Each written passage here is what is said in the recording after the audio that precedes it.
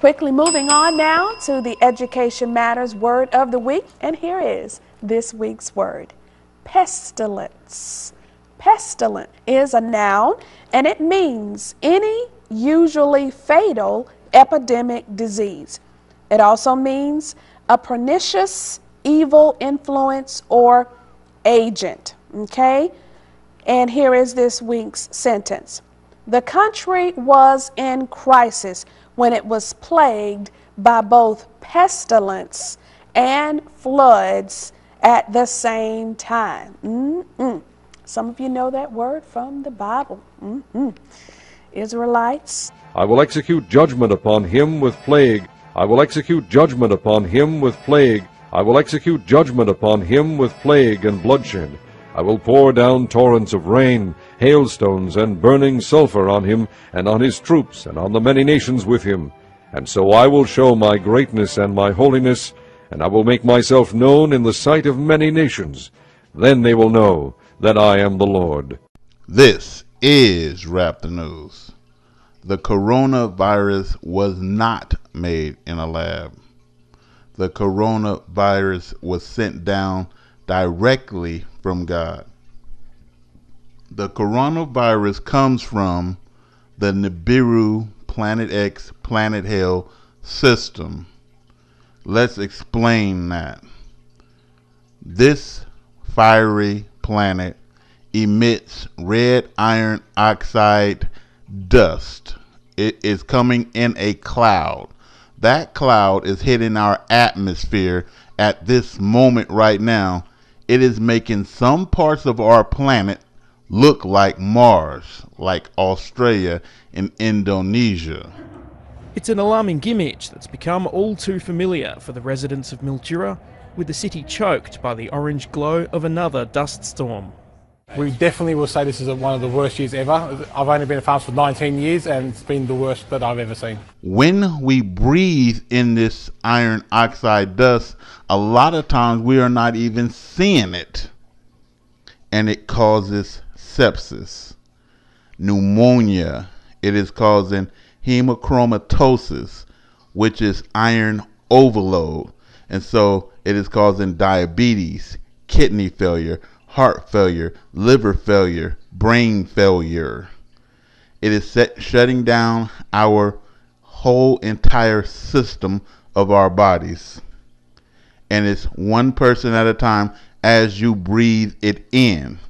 It is the destroyer. It is here destroying before it sets this nation ablaze. It is burning in our night skies as we speak. Let's use common sense, people. Okay, you got a big red fiery planet emitting red iron oxide. The fish is dying, the birds is dying, right? The animals are dropping dead around the planet. And then all of a sudden, all these people is catching what they call the coronavirus and dropping dead in certain locales, right? Australia just put out some kind of, mayday, right? The coronavirus will enter a pandemic phase, prompting the government to initiate its emergency response plan. With cases of the virus now present in 42 countries around the world, the PM says the risk to Australia is very much upon us, despite the World Health Organization not yet declaring a pandemic. And so did San Francisco, right? San Francisco Mayor London Breed declared a local emergency today, despite no confirmed cases in the city. And by declaring a state of emergency, we are prioritizing the safety of our communities by being prepared. And so what's happening here? Wasn't that cloud of dust out there? Then those people breathing in? Wasn't those animals dying? Was not Australia on fire from the meteorites coming from this planet? See how that all goes and it fits hand in hand to death? Did not the Lord say in Ezekiel 38:22 that he was going to send pestilence down? Right? And this is the pestilence. It's a part of the system. So if you don't take the necessary precautions right now, eventually it will shut your lungs down. You've heard me cough and cough and cough and cough and cough for months. It's because I'm breathing in this dust. That planet was right outside the California coast. That's where they spotted it at. So it's here in California, the biggest state in America. That's where the planet is showing up. Think about that, man. And so we here in California is getting it first. My whole family, my wife done been to the doctor 2 or 3 times for lung problems and things like that. Everybody having lung problems out here. We got masked. We had masks before the coronavirus came out, because this is very serious, people. Very serious. And my lungs are still bothering me now. That will cause death. So we have to be careful about running, breathing in this air, not wearing a mask, and also the fools that vape. You will die right now from vaping. Let's get into it. During a total solar eclipse, you can see the outer hazy atmosphere around the sun, which we call the corona, which we call the corona, which we call the corona. Now we are going to compare dust pneumonia with the coronavirus. Symptoms of dust pneumonia include high fever, chest pain, difficulty in breathing, and coughing. People who had dust pneumonia often died. Anyone who is worried should look out for cough, sore throat, high temperature, feeling tired, and difficulty breathing.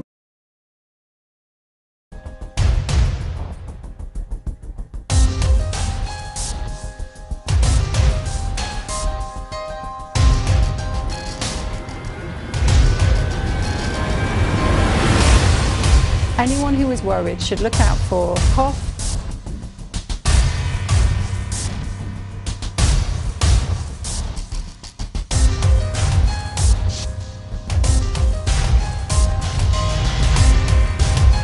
and difficulty breathing.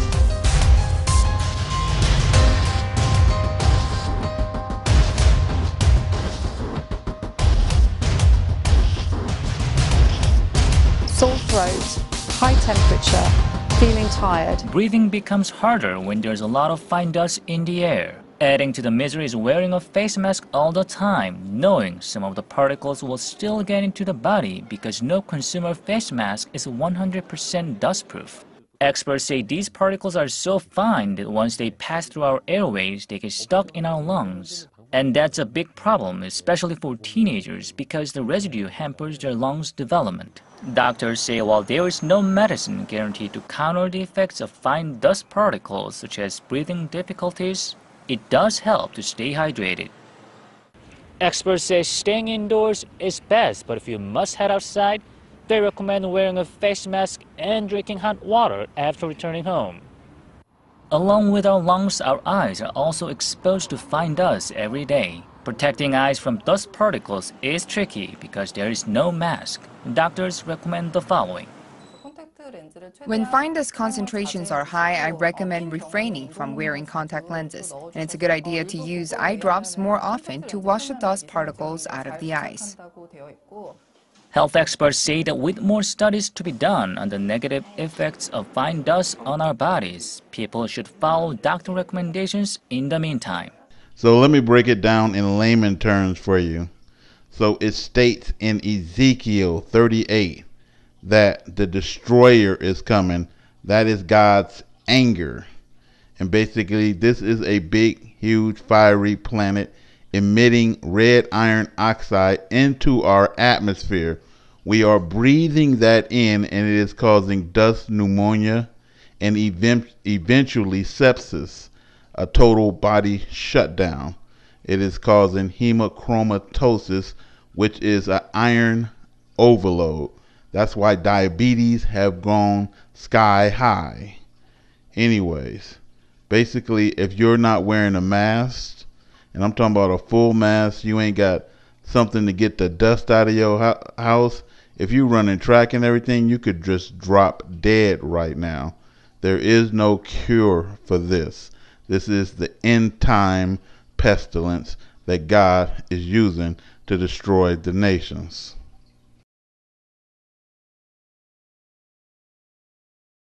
I got a dust pneumonia, pneumonia in my lungs. I got a dust pneumonia, ooh, pneumonia in my lungs. And I'm gonna sing ya, ooh, a dust pneumonia song. Health conditions from the Dust Bowl era was dust pneumonia. What was dust pneumonia? What methods did Dust Bowl residents use to try and combat the encroaching dust? During the 1930s, when the Great Plains region was being plagued by a drought and ravaged by dust storms, a new physical ailment emerged. It was known as dust pneumonia, and it was caused by breathing in dust from the air. Dirt would fill the lungs and cause coughing, tightness of the chest, labored breathing, and shortness of breath. Children and the elderly were affected the most, with deaths being common. Many were hospitalized because of this condition, but it is difficult to tell exact numbers because medical records from the era were either not kept or not well preserved. Those who lived in the Dust Bowl tried many different methods to combat the dust and keep themselves healthy. Parents would have their children sleep with sheets over their beds, like tents, to reduce the amount of dust they inhaled during their sleep. Dust masks and wet cloths over the mouth were other methods that some used to try and prevent dust inhalation. Additionally, goggles were sometimes worn to keep blowing dust out of the eyes. Housewives made many efforts to keep the dirt and dust out of the home. Sometimes these activities were as simple as constantly sweeping the floors. Other methods were more significant, such as tacking bed sheets in front of the doors and windows, wetting them down in an effort to keep out as much dust as possible. They also used strips of cloth soaked in a paste made of flour and water to insulate the outer edges of windows, trying to seal them shut. While humans could take these measures, animals were not so lucky. Cattle and other livestock had little shelter and nowhere to run from the dust storms. Many families were forced to watch helplessly as their animals died from dust inhalation. No livestock meant no meat, eggs, milk, or other dairy products, which only added more hardship to their lives. The dust was everywhere. Residents of the Dust Bowl region lived in it, breathed it, slept in it, and even ate it. Many Dust Bowl survivors testify that they could feel the gritty dirt in their food. There was no escaping it. The measures mentioned above helped reduce the dust some, but it was a constant presence in their lives. Directly from an infected person or a contaminated surface. You can then catch the virus if you touch your face with your hands, something we do about 15 times an hour. The best line of defense is to wash your hands frequently with soap and water. Also, carry a hand sanitizer, tissues, wash your hands before you eat, and be careful in public places about touching surfaces and then touching your face. The UK has strong public health systems, and authorities are confident they can cope with a large disease outbreak. But what experts really fear is the virus taking hold in the megacities of Africa and Asia, where health systems are weak, people live close to each other, and sanitation is poor. Here, a large epidemic would be impossible to control.